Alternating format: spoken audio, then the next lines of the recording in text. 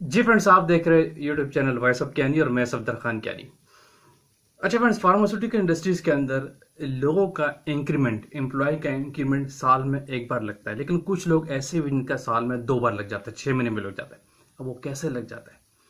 कैसे आप pharmaceutical industries में किसी भी डिपार्टमेंट में, लेकिन फोकस में रहेगा क्वालिटी कंट्रोल डिपार्टमेंट, कैसे आप अपने इंक्रीमेंट को अच्छा कर सकते हैं, कैसे आप अच्छा इंक्रीमेंट ले सकते हैं कंपनी के अंदर, क्योंकि हर एम्प्लॉय की ये विश होती है कि मेरी सैलरी अच्छी बढ़े। हर कोई कोशिश करते हैं, इंसान की नेचर है।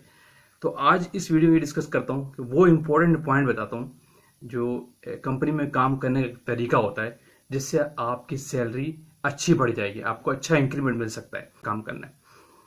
इसमें सबसे पहला पॉइंट है, अगर आपका अप्रेजल की परसेंटेज अच्छी गई है तो आपका इंक्रीमेंट डेफिनेटली अच्छा मिलता है। और बहुत सी इंडस्ट्रीज में ऐसा होता है कि अप्रेजल नॉट मोर देन 13% से ज़्यादा होता नहीं है। हर कंपनी की वैसे पॉलिसी वेरी करती है, इट डिपेंड्स कंपनी कैसा है। अच्छे इंक्रीमेंट के पीछे आप बहुत सारे फैक्टर्स अपनी जगह है, लेकिन कंपनी की परफॉर्मेंस पे अच्छी अपनी जगह होती है। ठीक है, तो पहला पॉइंट है, अच्छा अप्रेजल आपका जाए तो आपका इंक्रीमेंट अच्छा लगेगा। लेकिन अब ये बात है कि आपका अच्छा अप्रेजल कैसे जाए, ये बहुत इंपॉर्टेंट चीज़ है। इसके पीछे जो बहुत सारे फैक्टर्स है वो मैं डिस्कस करूंगा, उनको आपने नोट डाउन करना है।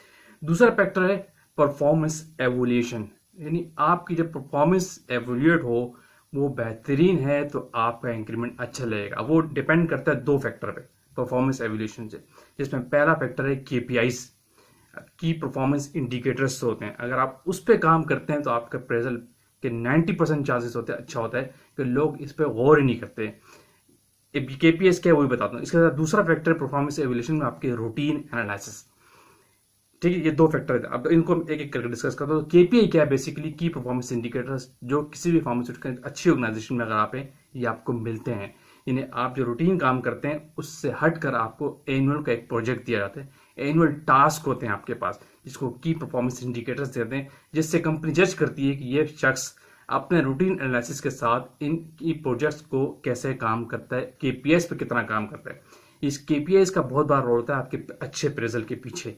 तो आपने केपीआई पे हमेशा काम करना है। केपीआई के टारगेट्स जो होते हैं, जो आपने साल में खुद डिसाइड किए, कंपनी अगर आपको ऑफर भी देती है कि आप ये खुद से चूज कर लें, ऐसा भी होता है। कंपनी की अपनी अपनी पॉलिसी होती है। जो आपने टारगेट्स रखे हैं साल के केपीआईस को आप 100% किया करें। ये मेरी बात हमेशा याद रखें, ये आपके प्रेजल में, आपके इंक्रीमेंट में बहुत बड़ा रोल अदा करते हैं। केपीआई को आपने नहीं छोड़ना है। और केपीआई कैसे होते हैं, आपको रूटीन एनालिसिस में इसके लिए अलग से टाइम निकालना पड़ता है। तो मीन्स सिंपल वर्ड ये है कि आपको रुकना है कंपनी के अंदर, लेट सेटिंग करनी है, ओवर टाइम करना है, तब आपके केपीआईस कंप्लीट होंगे। इसी के अंदर परफॉर्मेंस एवोल्यूशन में दूसरा पॉइंट था रूटीन एनालिसिस, यानी रूटीन एनालिसिस में आप कैसे हैं। यानी जो आपको डेली टास्क मिलता है, जो आप रोज काम करते हैं, चाहे वो एचपीएलसी पे काम कर रहे हो या कोई और रॉ मटेरियल की टेस्टिंग कर रहे हो, कोई सैम्पलिंग करते हैं, या काम के दौरान आपका लोगों के साथ बिहेवियर कैसा है, एटीट्यूड कैसा है, ये आपके रूटीन जॉब में आता है सारा कुछ। जब ये भी अच्छा होगा तो आपका प्रेजल इंक्रीमेंट अच्छा जाएगा। ऐसा ना हो कि आप एचपीएलसी पे काम करते हैं और आप उस काम को 2 दिन में डिले करते हैं, रूटीन टाइमली मैनेज नहीं करते हैं काम को, तो आपकी परफॉर्मेंस डाउन होगी। ठीक है, आपको काम दिया जाए, कहा जाए कि एचपीएलसी भी टास्क के 8 घंटे की जॉब है, ये 4 घंटे की जॉब है, लेकिन आप उसको नेक्स्ट डे पे भी ले जाते हैं, डिले करते हैं, आपसे मैनेज नहीं होता, ये आपकी परफॉर्मेंस डाउन कर देगा। इसलिए रूटीन की जो एनालिसिस है, रूटीन परफॉर्मेंस है आपकी, मैं क्यूसी को फोकस रखते हुए बात कर रहा हूँ कि उसमें आपने परफेक्ट होना है। उसमें आपका बिहेवियर भी काउंट है, लोगों के साथ कैसा है, कैसा डील करते हैं आप, ये बहुत बड़ा रोल अदा करेगा। इंपॉर्टेंट पॉइंट है टेकिंग एडिशनल रिस्पॉन्सिबिलिटी। आपने कंपनी के अंदर कोई एडिशनल एक्टिविटी है उसको अडॉप्ट करना है, तो आप बॉस की नज़र में, एचआर की नज़र में, प्लांट हेड की नज़र में आपकी परफॉर्मेंस अच्छी काउंट होगी, आपका बिहेवियर अच्छा काउंट है। वो कैसे? फॉर एग्जांपल, मैं एक एग्जांपल आपको देता हूँ। आप ये कंपनी के अंदर रूटीन में आप अपना काम करते हैं, ठीक है, एक ऐसी एक्टिविटी भी है जो आप क्यूसी में अंदर खड़े हैं, लेट सपोज, और किसी और एरिया में जाके वहां पे किसी एक इंस्ट्रूमेंट की डेली दिन में 2 बार रीडिंग नोट करने की प्रैक्टिस है, आपको ड्रे अपने का, लेट सपोज कोई आपके वहाँ क्लाइमेटिक चैम्बर्स रखे हुए हैं, कोई आपके वहाँ रेफ्रिजरेटर चल रहे हैं, कोई आपके वहाँ सैंपल्स पड़े हैं, उनको चलते फिरते चेक करना किसी एक की रिस्पॉन्सिबिलिटी लगानी होती है। अगर कोई लोग इससे स्किप करते बचते हैं तो आप आगे बढ़ के इस रिस्पॉन्सिबिलिटी को ले लें एडिशनली, यानी अपने रूटीन काम के साथ आप बोले कि मैं इस चीज़ को मैनेज कर लूंगा, दिन में 2 बार मैं वहां जाके रीडिंग चेक कर लूंगा, पेंट ठीक करके साइन कर दूंगा, ये आपके एडिशनल परफॉर्मेंस है, ये बॉस की नज़र में आपको बहुत पॉजिटिव करेगी, ठीक है। तो एडिशनल टास्क है, कोई कंपनी में प्रोजेक्ट्स हो रहे हैं उनमें आप इन्वॉल्व हो। ये नहीं कहें कि मैं सिर्फ 8 बजे आता हूँ, मेरा 5 बजे तक तो अपना काम ही खत्म नहीं होता। तो आपने अपने काम को इस तरह मैनेज करना है, टाइम मैनेजमेंट अपने अंदर लानी है, और जो एडिशनल रिस्पॉन्सिबिलिटीज है उनको आपने लेना है, जो आपके रूटीन जॉब का पार्ट नहीं है लेकिन आप उसको अडॉप्ट करें। इससे आपकी बिहेवियर, आपकी परफॉर्मेंस मैनेजमेंट की नज़र में अच्छी जाएगी और आपके प्रेजल आपका अच्छा जाएगा, आपको अच्छा इंक्रीमेंट मिलेगा। तीसरा इंपॉर्टेंट पॉइंट है डेवलप न्यू स्किल्स। अपने अंदर नई से नई स्किल्स डेवलप करें, नई चीज़ों को सीखें।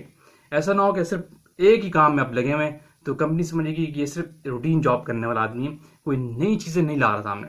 आप अपने आइडियाज शेयर करें टॉप मैनेजमेंट के साथ, अपने इमीडिएट बॉस के साथ। आपका जो कनेक्शन है ना इमीडिएट बॉस के साथ बहुत ही इंपॉर्टेंट होता है, उसको आपने हमेशा मेंटेन करके रखना है। जीसी है जो आपके एरिया में आप नहीं है, लेट सपोज आप जीसी सीखे, स्किल्स पैदा करें उसके अंदर। आपको नए सॉफ्टवेयर आ रहे हैं उनको आप फौरन से अडॉप्ट करें। कंपनी के अंदर कोई नई टेक्नोलॉजी आ रही है उसको आप सीख के फौरन अडॉप्ट कर लें, तो ये न्यू स्किल्स आपके सामने आती है। आप क्यूसी में काम कर रहे हैं, आप क्वालिटी एश्योरेंस की चीज़ों को सीखना शुरू कर दे, एडिशनल स्किल्स आपकी कहलाएंगे, आप नई चीज़ें सीख रहे। 5 पॉइंट है contributing to the company success, यानी कंपनी की सक्सेस में आपका क्या रोल है। लेट्स सपोज एचपीएलसी का कोई मेथड है, वो ऐसा मेथड है जिसपे टाइम लगता है, वो 5 घंटे की जॉब है, कॉलम 250 का यूज़ हो रहा है।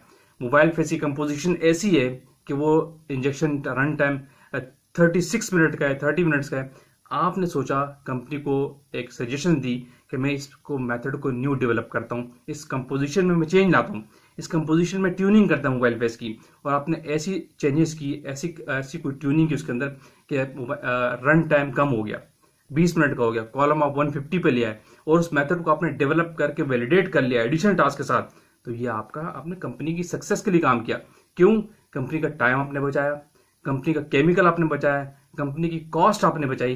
चीजें positive talk about company, company के बारे में हमेशा आपने पॉजिटिव टॉकिंग करनी, कभी भी नेगेटिव टॉकिंग आपने नहीं करनी। कंपनी के साथ कहीं भी बैठे हो, यहाँ बैठे हैं, क्यूसी में बैठे हैं, किसी और एरिया में चले गए, तो वहां पे कंपनी के बारे में नेगेटिव टॉक आपने कभी भी नहीं करनी।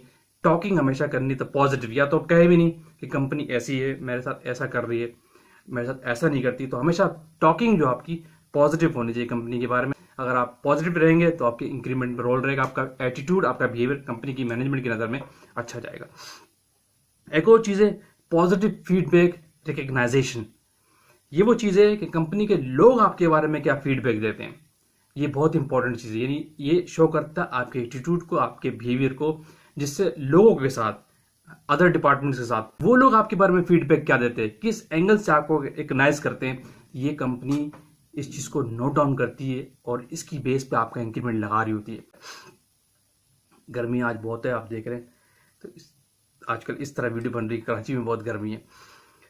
अच्छा, ओबीडेंसी इन योर बिहेवियर। आपने अपने बिहेवियर में हमेशा ओबीडेंसी रखनी है, कभी भी लड़ना नहीं लोगों के साथ। आपके बिहेवियर अगर ओबीडेंसी है, फरमा बता रहे हैं, आप कोई काम से मना नहीं करते, ओबीडेंसी इस सेंस में कि कंपनी को आपको काम दे एक्स्ट्रा तो आप उससे मना नहीं करें। समटाइम ऐसा भी होता है कि अगर आपकी परफॉर्मेंस 80% हो गई है वर्किंग की, लेकिन आपका बिहेवियर अच्छा, आपकी एटीट्यूड में ओबीडेंसी है, तो कंपनी आपको पॉजिटिवली लेती है प्रेजल वाइज, ठीक है। इस चीज़ को आपने नोट करना है। नंबर 9 पॉइंट है loyal with your immediate boss. आपने जो इमीडिएट आपका बॉस है उसके साथ हमेशा आपने लॉयल रहना है, उनके खिलाफ कोई ऐसी उल्टी सीधी बात आपने नहीं करनी। याद रखिएगा, अगर आप कंपनी के बॉस के सामने तो आप ठीक है, कहीं और जाके बॉस के खिलाफ बात करेंगे तो वो घूम के कंपनी से बॉस तक पहुंच जाती है, हमारी बात याद रखिएगा।